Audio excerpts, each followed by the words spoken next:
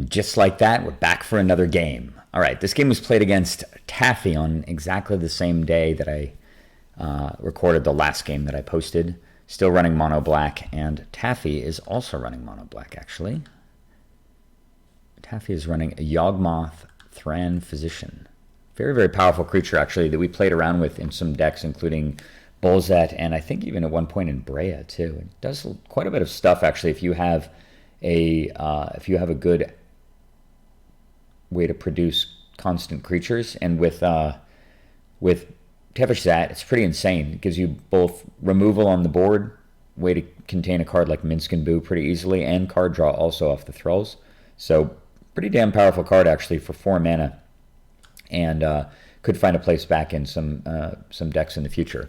However, I would not run it as the commander. There's just too many cool things you can do from the command zone that aren't the 4-drop 2/4.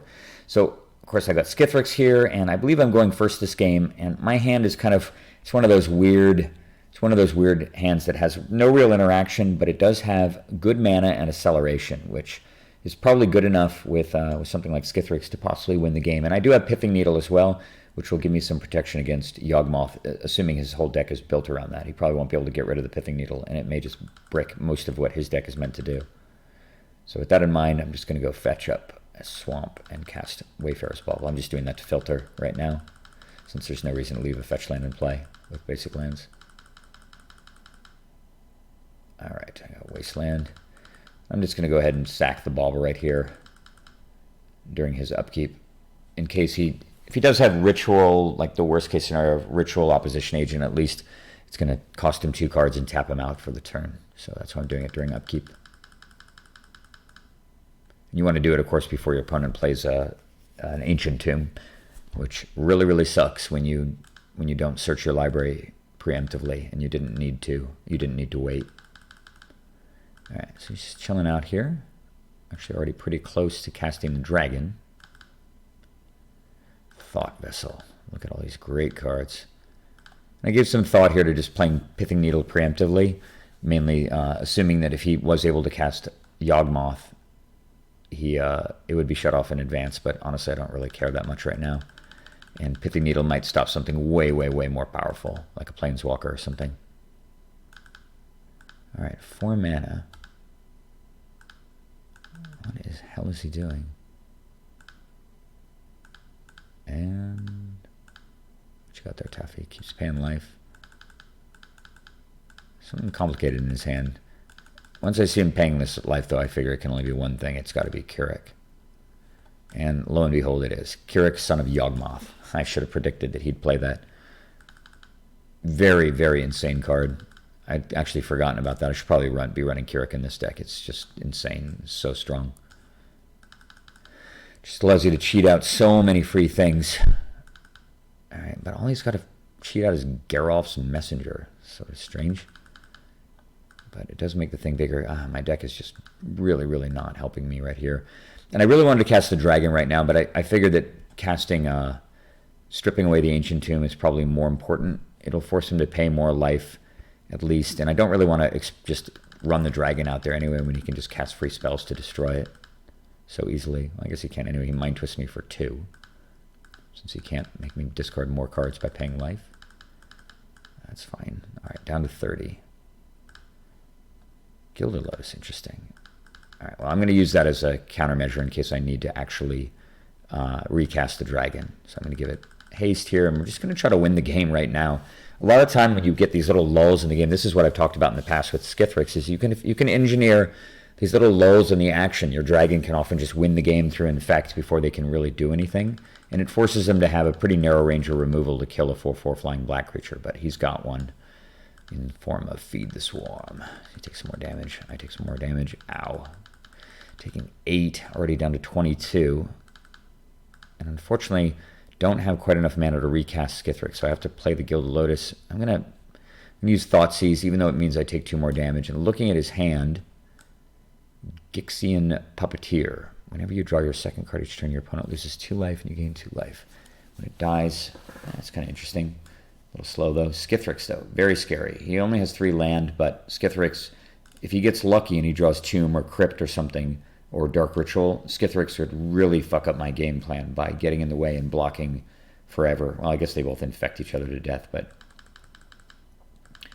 I don't want him blocking. He's already taken 4. I just need to hit twice, and him having any type of flyer gives him a shot. Unfortunately, I'm really low in health now. And he hits me for 9, down to 11. And this is really sucks, because I need to be able to go one more turn without him hitting me for lethal. And unfortunately, he's got 12 in play without boosting this, and I'm at 11. So I have to use the stupid dragon on defense. I just draw Strip Mine. Guess I'm just going to use that. And I do have enough mana to regenerate Skithiryx, so that's kind of cool. I'm just going to strip away a swamp. So we're kind of at this weird stalemate situation. Kind of, except that if he attacks with everything, I take 6 damage, I go to 5, and I shrink Keurig down to, I shrink Keurig down to 2/2. And I guess he gains some life that doesn't really particularly matter. But I'm at 5, and he's still got, well, he'd have enough damage to kill me here, actually, on the next turn. Because you can see, I basically figured I was dead here, given the range of things that exist in my deck. I suppose there's a small subset of things I could draw, certainly any tutor, which would allow me to win the game instantly with Skithiryx, but it's going to reduce me down to 1 out in a second here, assuming he attacks with everything. And he thinks about it, and then decides to just send this in, which is very strange. All right, I'm down to 8 instead of down to 5. Come on, deck. There's so many outs in here. I've got probably a good, I could draw Karn Liberated, I guess. Karn Liberated would be good. I could draw Liliana. I could draw any tutor. There's quite a large number of tutors. Neckar's not going to work. Tevesh Zat, not terrible. Tevesh Zat might win me the game too. Actually, I could just play Tevesh Zat and attack with Skithiryx, since I have 2 blockers, and that would force him to have 2 removal spells, I guess, which I don't think he has.